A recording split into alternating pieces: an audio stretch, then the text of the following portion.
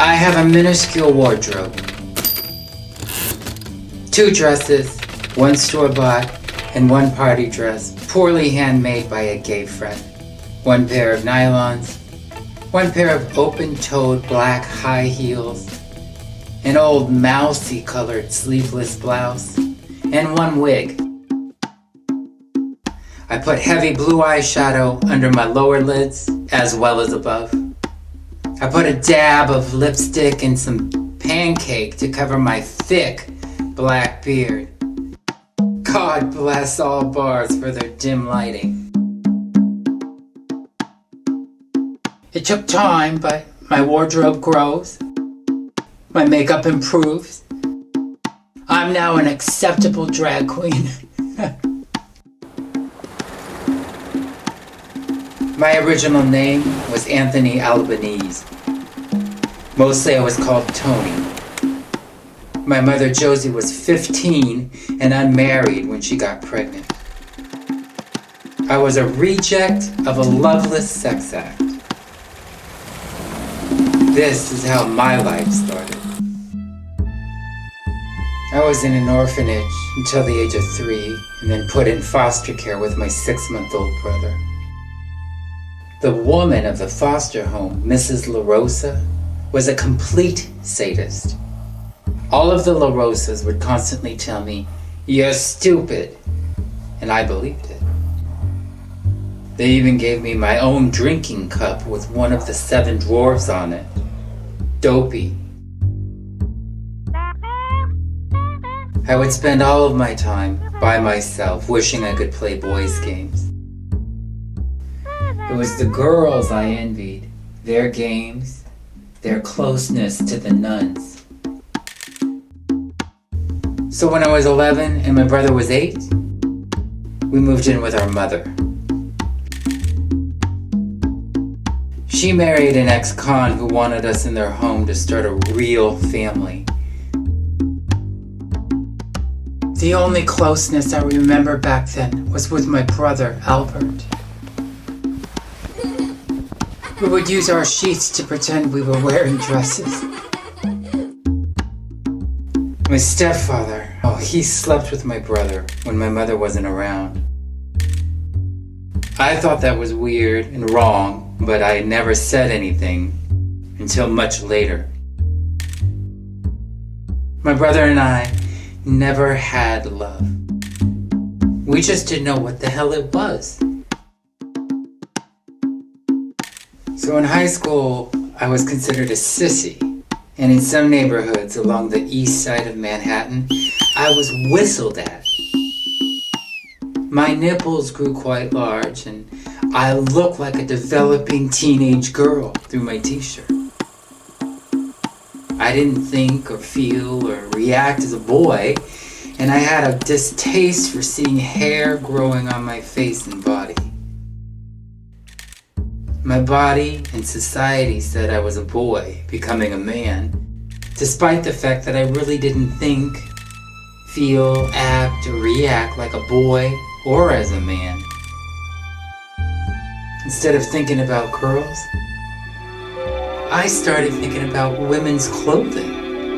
Fashion puts the magic touch of beauty into a woman's life. Whirling onto the evening scene, she is wrapped in chiffon, shapely and feminine. Short hemlines focus admiring attention on her elegant brocade slippers.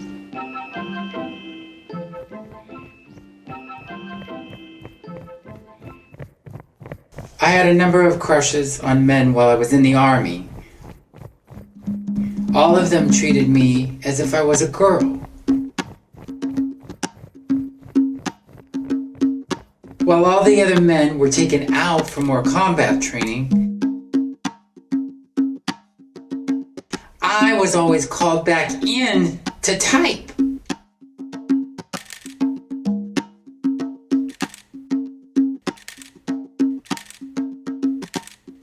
I was extremely frustrated because none of the men ever made a move to be intimate with me. Then this one day I snuck away to a lingerie shop and bought a pair of pink nylon panties. I rented a cheap hotel room, took down the curtains, and then wrapped them around me like a dress. With my new purchase, I masturbated. Then I took the train back to base camp, still with the panties on under my uniform. After service and back in New York, I worked 2 part-time jobs, went to business college, and began to save money for my move to California. During this time, I met this tall, dark Puerto Rican man who was very friendly toward me. One day, we went shopping in a large department store. The place was so crowded, I reached out for his hand, and all of a sudden I got a warm, secure, floating sensation. I followed him in a daze as he took me to his apartment, where he proceeded to grab and kiss me. I pulled away in fright and disgust. He claimed I would get used to it and offered me anything I wanted. I'll have always wondered, would he have let me live as a girl? I knew almost nothing about California when I moved there in 1960. Ladies and gentlemen, you're listening to Robert W. Morgan. KHJ Los Angeles. With the GI Bill, I finished school, being the first one in my family to graduate from college.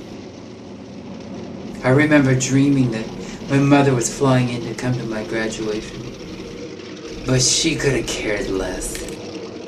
In Los Angeles, there were all these beautiful women who wanted to date me. To look at me at that time, one would hardly have considered me feminine.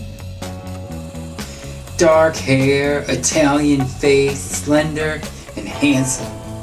I dated women, but it didn't ever work out. Until I proposed to one girl, my closest new friend, who I'd been dating for a while. Her name? Denise. I went to a psychiatrist and asked him if I was doing the right thing by proposing, as I felt I was a homosexual. His only advice, go to bed with a girl before you get married. I decided not to marry her. Finally, out of frustration, out of loneliness, I decided to seek out the company of homosexuals.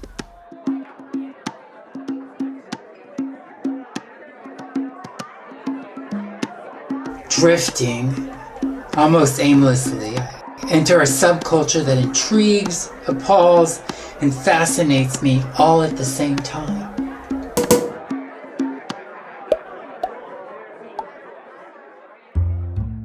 I was very attached to the Catholic Church and held to all its precepts. But after a few sexual encounters with men,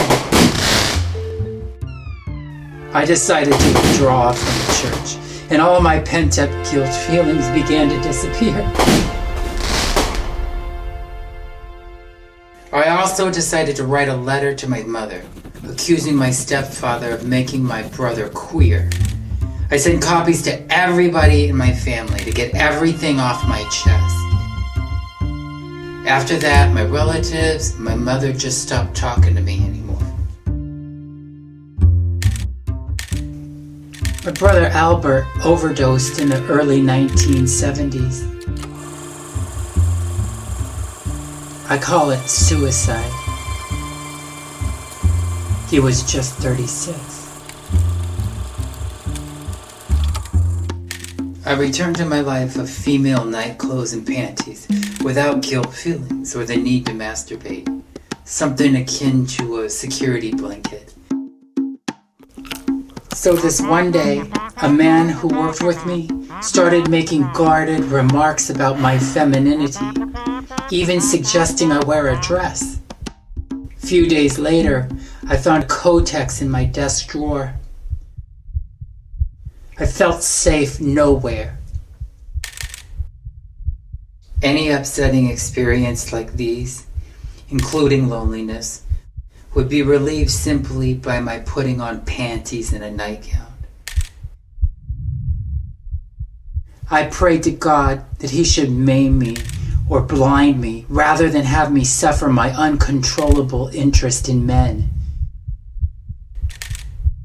and women's clothes.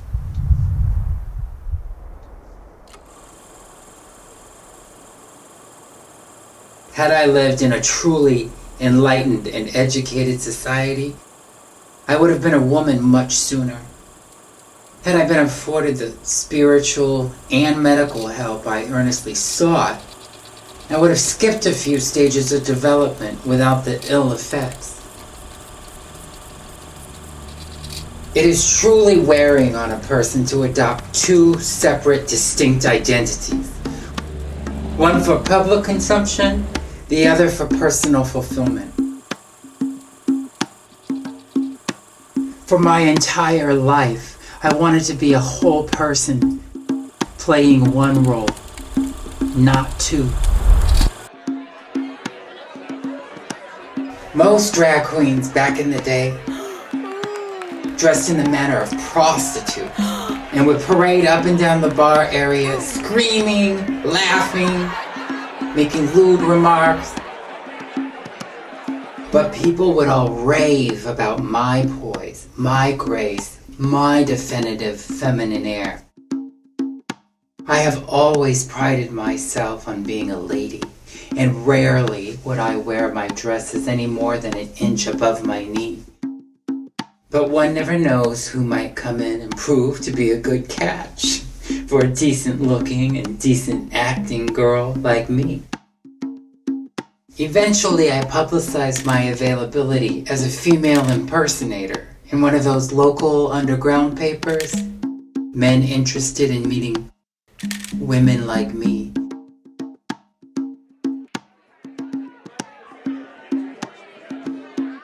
My intent was to find a masculine companion, preferably one of those handsome, rugged types that hovers over the queens.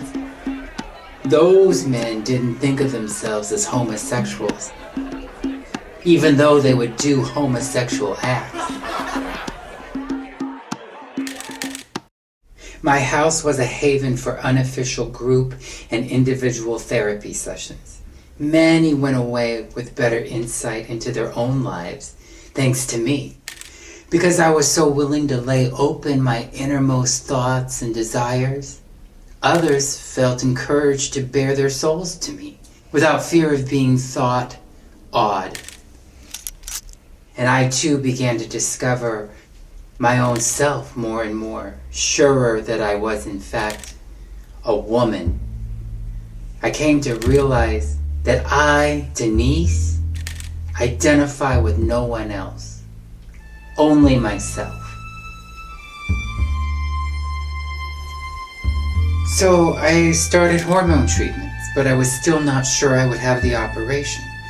I was in the hopes that the hormones would somehow affect me mentally and emotionally so that I could make the ultimate decision. Without consciously realizing it, people would treat me as though I am a woman, even when I wore male attire. I was becoming more emotionally stable as I did not pursue homosexual or true heterosexual males anymore. I was now pursued by queen suitors, and as I became more feminine looking, I also became more confident that what I proposed to do the operation, would give me the best life for me. At 35 years old, I was working for the Union Pacific Railroad as a secretary. The bosses always had men secretaries because they traveled with them, and almost all of them were being groomed to be executives. My boss took my story calmly and made no comments except to advise me not to come to work dressed as a woman. A friend suggested I think of the operation as a divorce. You hate to part, but you know it won't get any better, and that it will take time to adjust. So I'm part of this tour group in Lisbon, traveling in male attire. I'm one of the men.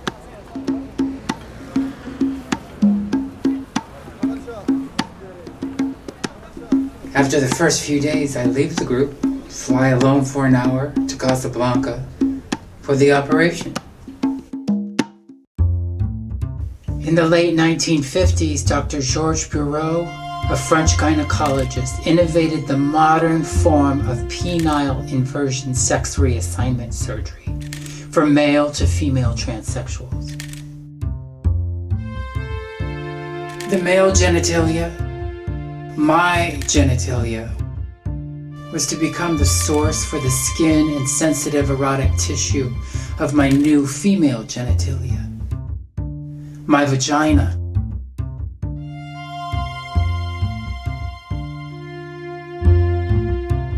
I fear the pain, and I fear that I might be doing the wrong thing. I think it over and over, all the positive, then all the negative aspects of becoming a woman. I think it over and over and over and over and over and over and over and over and over and over.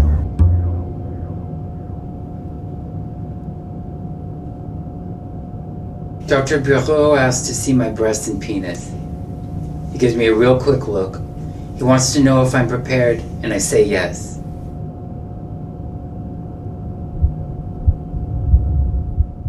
I grab the hand of the nurse and ask her to pray for me. She proceeds to tie my right hand to some kind of pole with a wrist rest.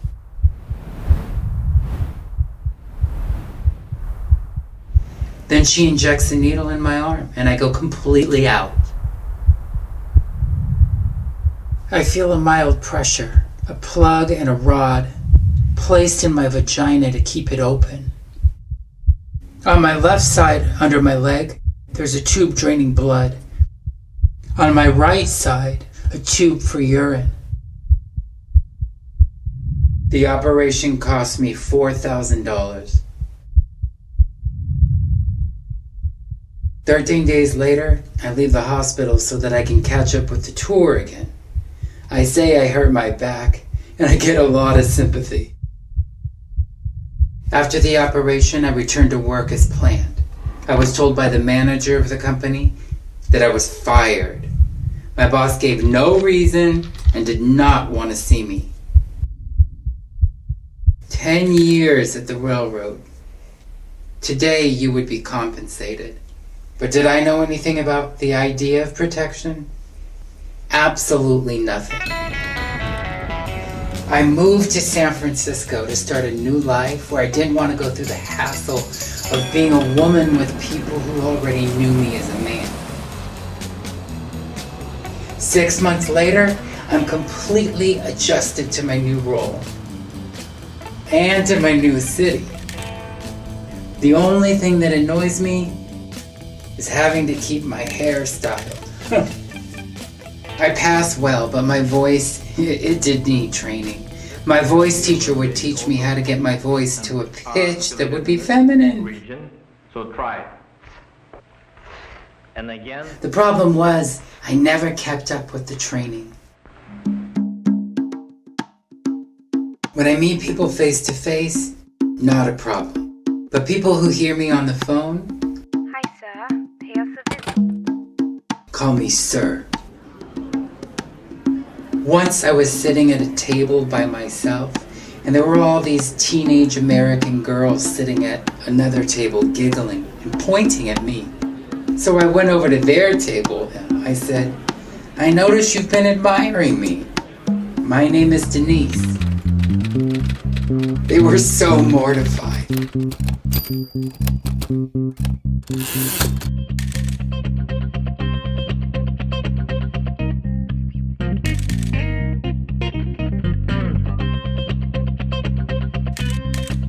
Another time I was buying a dress with a friend and somebody made a comment.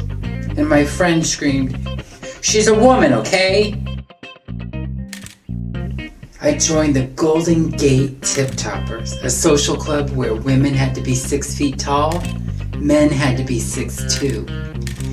In those days, we women didn't have clothes that fit and had to make our own. And we had to wear men's shoes.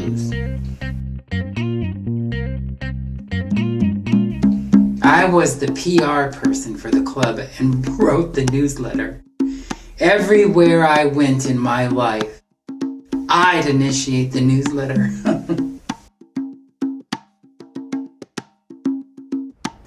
I soon met this gay guy who told me, "You should work for the city because they take anybody." My first job was as a clerk typist with the public administration within the public guardian office. This department looked after old people and their estates. It was Maxine Jenkins who got me involved with the union, Women's Alliance to Gain Equality. I believe the only way you can build a strong organization is by training people to be leaders and then stepping aside. I finally got them to the point where they said, "Denise, we don't need you anymore." And I said, "Good." While at the health department, I started a recycling program before it became popular. First paper, cardboard, phone books, starting off slow, until I ran the whole program. This eventually led to the resource conservation program, which became my sole job. No raise, no title. For 9 years I ran it. I saved tons of money in material and reduced waste for the city, including $30,000 one year because we reused a certain type of file folder. Recycling is not the answer. Reuse is much better. Depends on what the recycling market demands, while causing more pollution in the process of recycling items into something new. The best way is to change the way we live by reusing and by using less. I joined the Harvey Milk LGBT Democratic Club through my AIDS work at the Department of Social Services, which supported my union causes. This later turned into Pride at Work, supporting gay and transgender people and their rights on the job, and now recognized by the AFL-CIO. We changed union bylaws to recognize transgender people and added non-discrimination clauses, including pushing for bathroom accommodations for transgender people.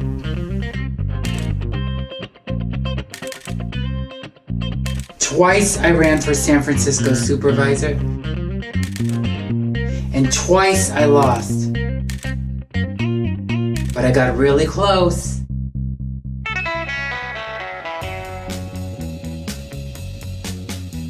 I was also very active in my neighborhood, the Mission District, including keeping the Roxy Theater open and establishing SROs in the same building.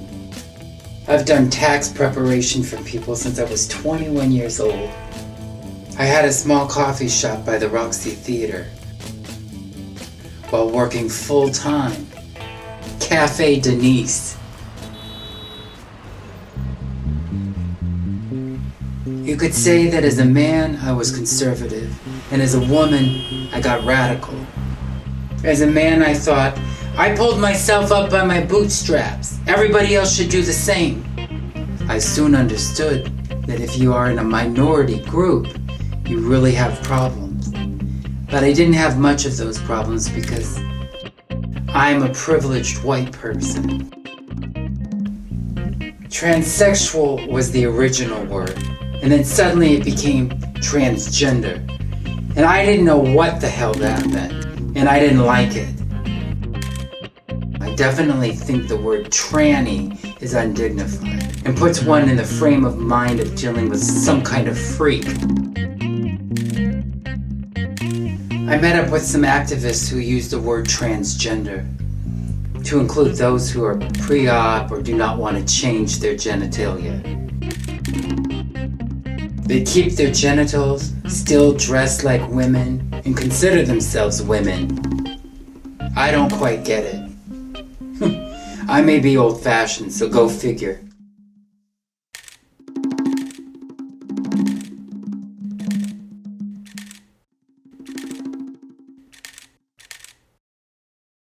If people ask me if I'm transgender now, I say yes, and that's the end of it.